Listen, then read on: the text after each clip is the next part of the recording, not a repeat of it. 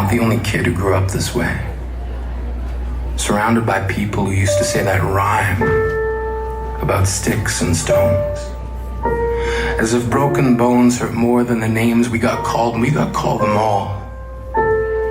So we grew up believing no one would ever fall in love with us. That we'd be lonely forever. That we'd never meet someone to make us feel like the sun was something they built for us in their tool shed. So broken heartstrings bled the blues as we tried to empty ourselves so we would feel nothing. Don't tell me that hurts less than a broken bone. That an ingrown life is something surgeons can cut away, that there's no way for it to metastasize, it does. She was 8 years old. Our first day of grade 3 when she got called ugly. We both got moved to the back of class so we would stop getting bombarded by spitballs. But the school halls were a battleground where we found ourselves outnumbered day after wretched day. We used to stay inside for recess because outside was worse.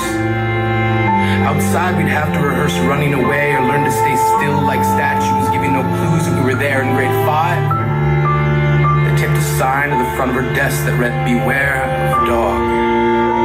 To this day, despite a loving husband, she doesn't think she's beautiful because of a birthmark that takes up a little less than half her face.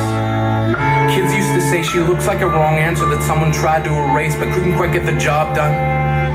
And they'll never understand that she's raising 2 kids whose definition of beauty begins with the word mom. Because they see her heart before they see her skin, because she's only ever always been amazing. We weren't the only kids who grew up this way. To this day, kids are still being called names.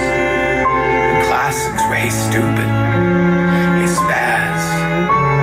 Seems like every school has an arsenal of names getting updated every year. And if a kid breaks in a school and no one around chooses to hear, do they make a sound? Or they're just background noise from a soundtrack stuck on repeat when people say things like kids can be cruel. Every school was a big top circus tent, and the pecking order went from acrobats to lion tamers, from clowns to carnies. All of these miles ahead of who we were freaks. And if you can't see anything beautiful about yourself, get a better mirror. Look a little closer. Stare a little longer. Because there's something inside you that made you keep trying despite everyone who told you to quit. You built a cast around your broken heart inside of yourself. You decided they were raw. Because maybe you didn't belong to a group or a clique. Maybe they decided to pick you last for basketball or everything. Maybe you used to bring bruises and broken teeth to show and tell but never told. Because how can you hold your ground if everyone around you wants to bury you beneath it? You have to believe that they were raw. They have to be wrong. Why else would we still be here? We are graduating members from the class of we made it.